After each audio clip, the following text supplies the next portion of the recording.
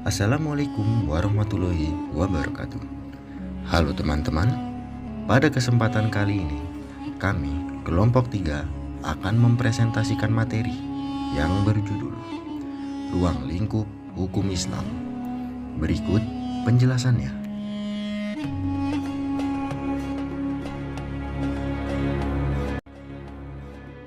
Jika dibandingkan hukum Islam muamalah ini dengan hukum barat yang membedakan antara hukum privat dengan hukum publik, hukum Islam tidak membedakan dengan tajam antara hukum perdata dengan hukum publik. Ini disebabkan karena menurut hukum Islam, pada hukum perdata terdapat segi-segi hukum publik dan pada hukum publik ada segi-segi perdatanya.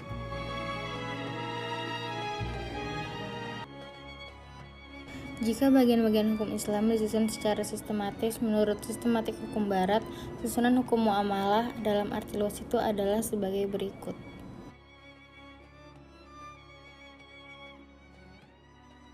Yang pertama ada munakahat yang mengatur segala sesuatu yang berhubungan dengan perkawinan, perceraian, serta akibat-akibatnya. Yang kedua ada wirasah yang mengatur segala masalah yang berhubungan dengan pewaris, ahli waris, harta peninggalan, serta pembagian warisan atau biasa juga disebut dengan faraid.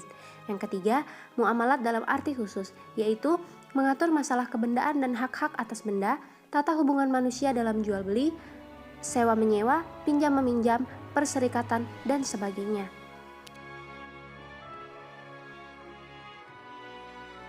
Yang keempat adalah jinayat yang memuat aturan-aturan mengenai perbuatan-perbuatan yang diancam dengan hukuman baik dalam jarimah hudud maupun jarimah takzir.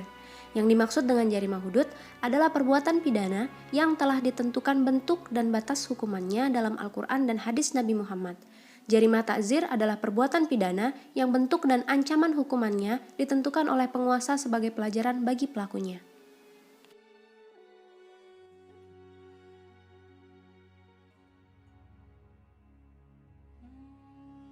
Al-Ahkam Al-Sultaniyah membicarakan soal-soal yang berhubungan dengan kepala negara, pemerintahan, baik pemerintahan pusat maupun daerah, tentara, pajak, dan sebagainya.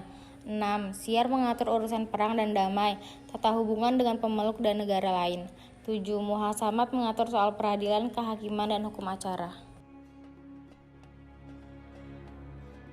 Jika bagian-bagian hukum Islam muamalah dalam arti luas dibandingkan dengan susunan hukum barat seperti yang telah menjadi tradisi diajarkan dalam PIH, maka butir 1 dapat disamakan dengan hukum perkawinan, butir 2 dan hukum kewarisan, butir 3 dengan hukum benda dan hukum perjanjian, perdata khusus, butir 4 dengan hukum pidana, butir 5 dengan hukum ketatanegaraan yaitu tata negara dalam administrasi negara, butir 6 dengan hukum internasional, dan butir 7 dengan hukum acara.